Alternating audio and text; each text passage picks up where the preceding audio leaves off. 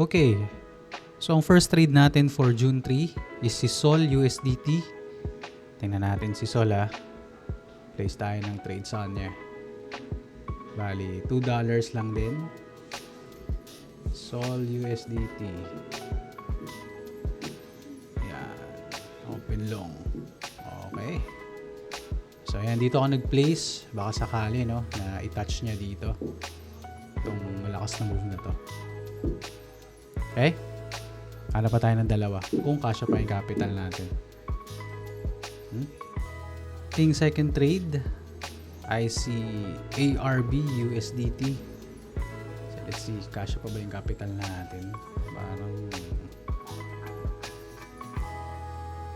may sula na kasi. Okay. Last trade na to dahil wala na tayong capital. So let's see. So last trade na to. Hindi na umabot yung capital natin, 0 na. Kasi binili natin si Sol USDT. So yeah, dalawa lang yung trades natin for June 3. So far, ano na tayo parang ilan na ba tayo?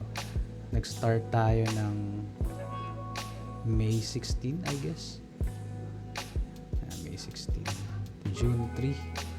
Ilan na yung trades natin nagawa? 21 trades na so far. So, 100 na naman ang ating kukunin. No? Gusto ko maging 40% na lang yung win rate natin. 40%. Pero so far, talagang wasak. Wasak tayo. Baba ng PNL chart natin. Tsaka yung ranking. Anyway. So, meron tayong 21 trades. Kailangan maging 100 yan. 2 trade pa lang nagagawa ako today dahil wala ng capital. So, bukas ng 8 a.m., check na lang natin yung results. Let's go. Okay, ito yung trade results natin kagabi. So, June 4 ngayon. Tingnan natin, yung first trade natin is si Solana USDT. Ano nangyari sa'yo, tol?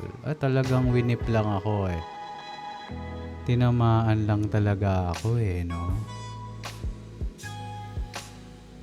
Tsaka siya pumunta dun sa target. Sayang. Ako naman ang na-whip ngayon. No? So, second trade natin is si RB USDT. Si RB USDT. Kamusta, tol? Ayun. Muntik pa Grabe. Muntik pa yun Ayan. Luckily, tumuloy naman siya. Papunta dun sa natin. Desired na TP natin. Kaya lang, itong RB, alam ko kinapos tayo dito kinapos tayo ng capital. But anyway, hanap tayo ng 3 tonight.